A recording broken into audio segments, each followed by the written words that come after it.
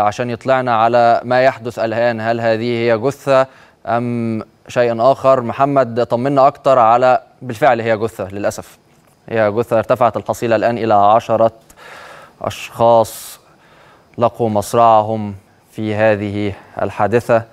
البقاء لله، البقاء لله، يعني ربنا يتغمده برحمته. محمد رزق، مراسل CBC إكسترا من موقع الحادث، إليك محمد.